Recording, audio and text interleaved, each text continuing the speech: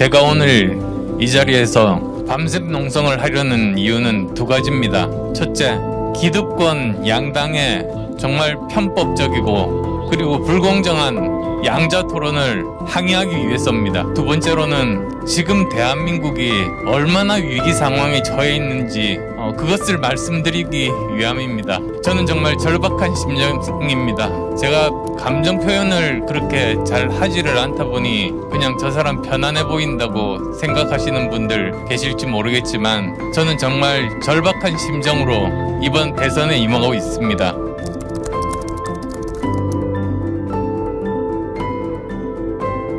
지금 이 추운 겨울에 안철수 후보께서 그 야외에서 농성을 하고 계신데요. 굉장히 안타까운 상황입니다. 국민 여러분들 앞에 선택지로서, 하나의 정당 선택지로서 저희 국민의당을 배제하겠다라고 하는 정치적인 의도로밖에 해석이 안 되고요. 두 당밖에 없다. 천상천하 두 당 후보자밖에 없다. 라는 정말 오만함의 극치입니다.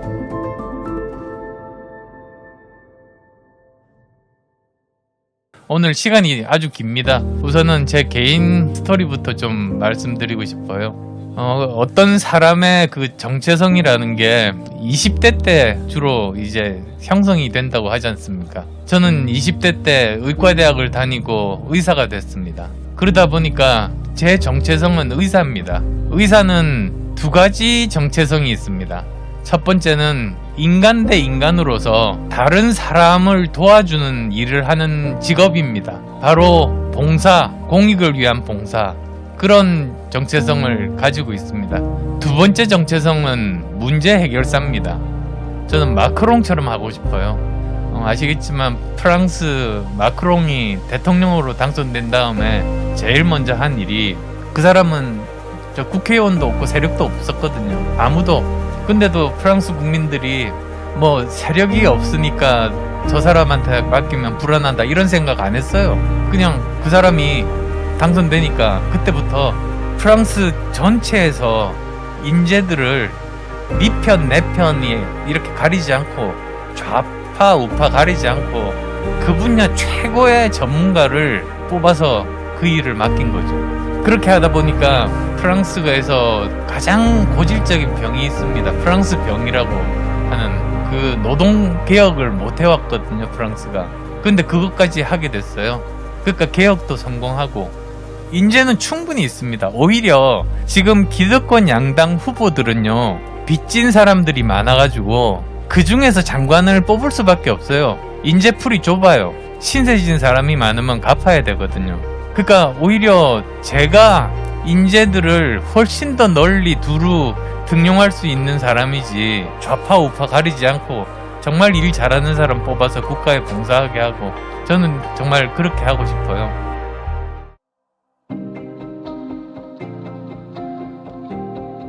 제가 한 회사 경영한 지 3년 정도 됐을 때였을 거예요. 그때 서울의 남부터미널이라고 있거든요. 근데 거기 골목에 모텔촌이 있었어요, 옛날에.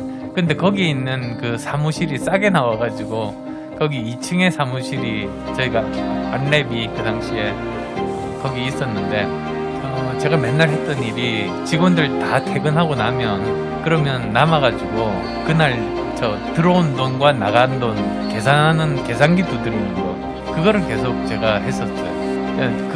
저 출납 회계 맡은 직원이 항상 몇십 원씩 틀려가지고 그거 검사하느라고 하고 있었는데, 이렇게 계산기 두드리고 있다가 갑자기 어느 순간에 내가 지금 뭐 하고 있는 거지? 이런 생각이 드는 거예요. 제 동기 동창들은 지금 좋은 병원이나 좋은 대학에서 안정된 직장을 가지고 지금 시간이면은 집에 가서 따뜻한 저녁 식사를 가족들과 함께 하고 있을 텐데, 나는 지금 이렇게 내년 되면 망할 가능성이 많은 회사를 그래도 어떻게든 살려내려고 계산기 두드리면서 몇십 원 틀린지 그걸 하고 있으니, 갑자기 그 생각이 들면서 완전히 절망의 구렁텅이로 굴러떨어져 버렸어요. 제가 갑자기 이렇게 마비가 되더라고요, 사람이. 어떻게 이게 지금 상황을 내가 도대체 내가 스스로 만든 상황인데 내가 거기 떨어져가지고 헤어날 수가 없더라고요.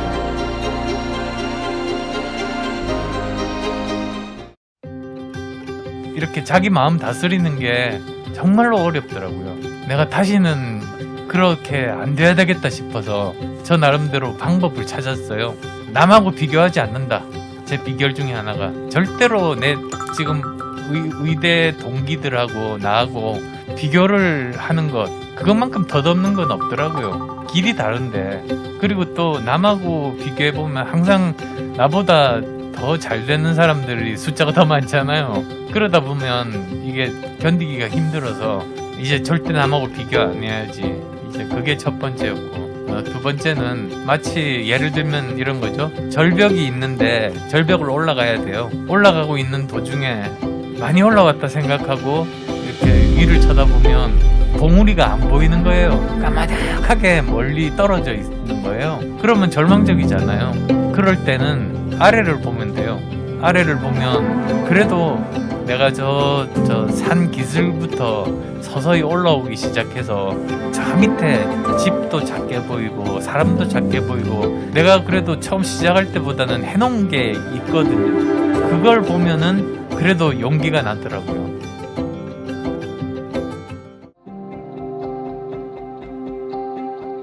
그랬는데 중간에 사실 저 그만둘까 고민한 적이 솔직히 있었거든요. 이 정치라는 게 보니까 다른 거하고 많이 다르더라고요.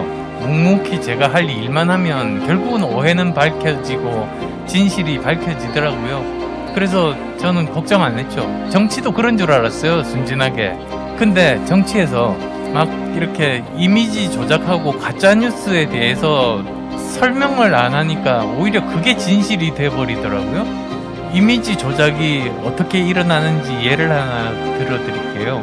제가 국회의원 시절이었어요. 바로 여기 본청이거든요. 귀가 여기서 나와서 제 자동차를 타고 출발을 했어요. 근데 갑자기 어떤 사람이 뛰어와서 달리는 자동차 문을 열더니 안에 의자에 앉아있는 제 사진을 팍팍 찍어서 도망치는 거예요. 그래서 깜짝 놀랐죠. 아니 달리는 차 문을 열고 사진 찍는 사람이 도대체 어디 있어요? 왜 저 사람 왜 저랬을까 하고 참 영문도 모르고 갔는데 그 다음날 아침에 대문짝만큼 그 사진이 실린 거예요. 그리고 그 사진 제목이 차문도 못 닫고 도망치는 안철수.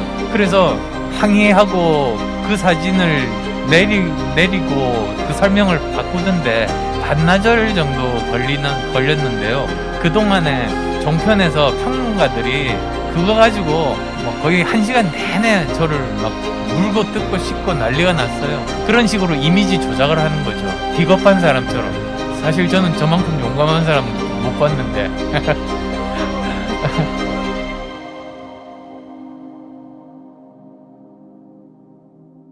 근데 어쨌든 그런 게 쌓여가지고 마음에 상처가 됐었나 봐요. 막 이렇게 시달리다 보니까 내가 계속 정치를 하는 게 맞는지, 아니면은 학생 가르치는 것도 잘하고 기업 경영하는 것도 잘하고, 그리고 제가 지금 재산 절반 기부했잖아요.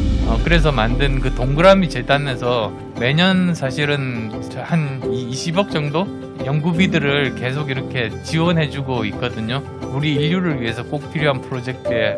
근데 그런 일을 하는 것도 보람있고, 참 차라리 그렇게 사는 게 나은가? 이런 생각들도 했었죠. 근데 그래서 고민하다가 바티칸을 갔어요. 저 신부님께 고해성사하는 마음으로 이제 말씀을 드린 거예요. 제가 정치를 계속 하는 게 나을까요? 아니면 그냥 다른 일로 우리 사회에 봉사하는 것이 나을까요? 어쨌든 저는 어떻게든 우리 사회 공익에 도움이 되는 일을 하면서 살고 싶은 사람이기 때문에 뭐 어떤 일을 하든 그렇게 할 거거든요.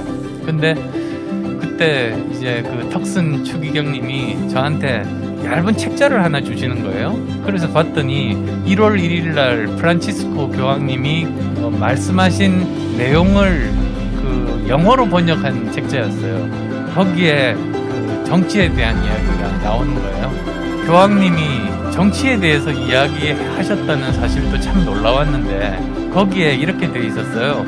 그러니까 정치라는 거는 가장 진실하고 고귀한 형태의 자선이고 헌신이고 봉사다, 이런 말이죠. 그러니까 그 구절을 딱 본 순간 제 머릿속에 이렇게 떠오르는 생각이 이런 거였어요. 사회에서 성공하고 편하게 살 수 있고, 그럼에도 불구하고 자기 몸이 온통 진흙으로 더럽혀지고 모욕당하고 조롱당해도 진실한 마음을 잃지 않고 사회에 봉사하는 게 가장 진실한 형태의 봉사가 정치라는 거예요. 그래서 다시 시작하게 됐어요.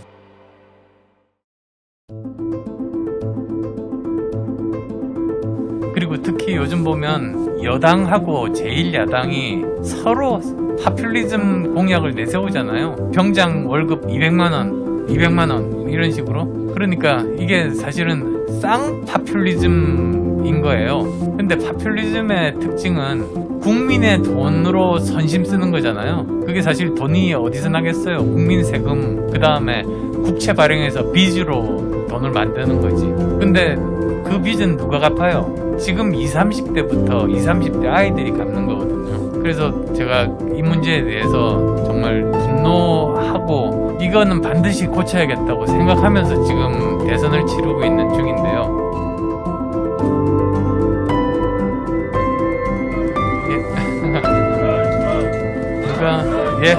누가 오셨나 보네요.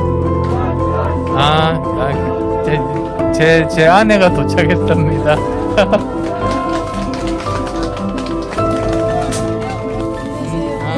그렇게. 저도 들을게요, 옆에서. 네. 아유, 추운데.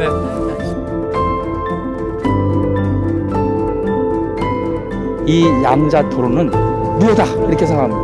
두 후보가 토론으로는 안철수 후보의 정책이나 비전을 이길 수가 없기 때문에 대한민국은 법치국가인데 법원에서 판결이 났음에도 편법으로 그렇게 하고자 하는 것들은 국민들을 무시하는 처사라고 생각합니다.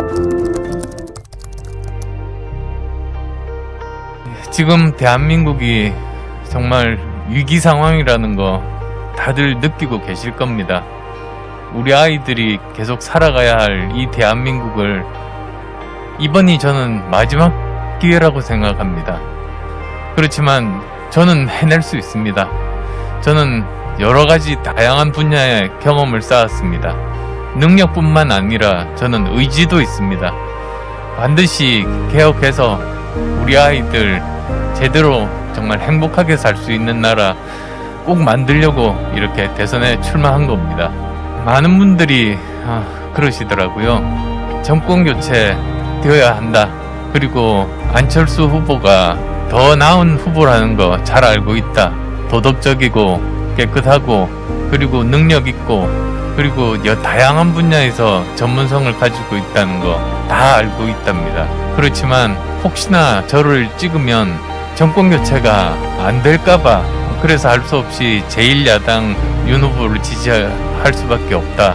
이런 분들이 계시는데 저는 그런 분들께 정말 절절하게 호소하고 싶습니다. 정말로 지금 중요한 것은 대한민국을 살리는 겁니다.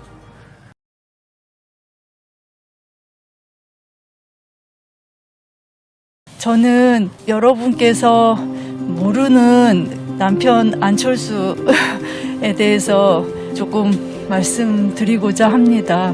제가 남편의 가장 단점으로 생각하는 거는요, 감정 표현이 서투릅니다. 그래서 사실 저는 벌써 30몇 년을 같이 살았고, 그 전에 이제 학교 다녔을 때 사귀었던 것까지 하면 이제 곧 있으면 40년 돼갈 것 같은데요.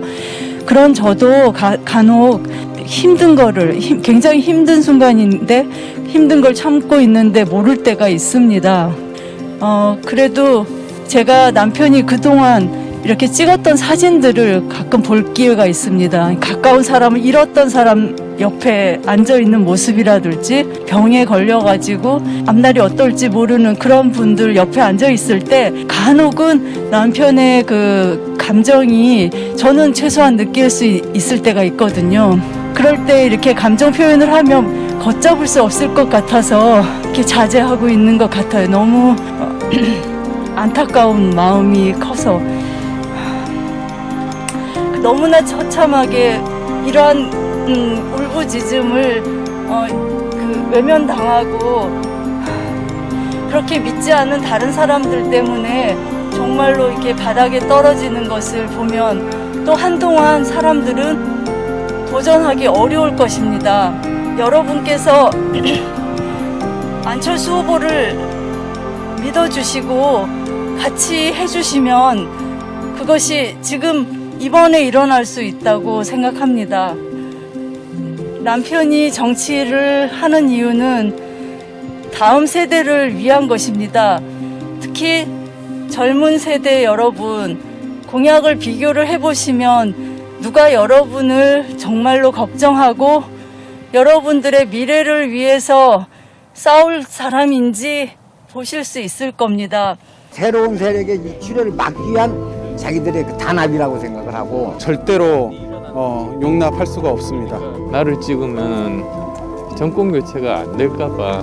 국민들에게 그 정보조차 제공하지 않는 행위라고 생각하고 국민의 알 권리를 침해하는 굉장히 부당한 토론이라고 생각합니다. 같이 토론을 해야 된다고 생각합니다. 이상입니다. 국민 여러분께서는 진영의 시각이 아닌 공정의 눈으로 누가 대한민국의 미래를 맡을 자격이 있는지를 냉정하게 지켜보시고 판단해 주시기 바랍니다. 대한민국 정말 이대로 가면 안 되지 않겠습니까? 어제 저녁부터 철야 농성 지켜봐 주시고 응원해 주신 국민 여러분께 다시 한번 깊은 감사의 말씀 드립니다. 여러분의 성원으로 이겨낼 수 있었습니다. 저 안철수는 앞으로도 열심히 그리고 당당하게 제 길을 묵묵히 가겠습니다. 고맙습니다.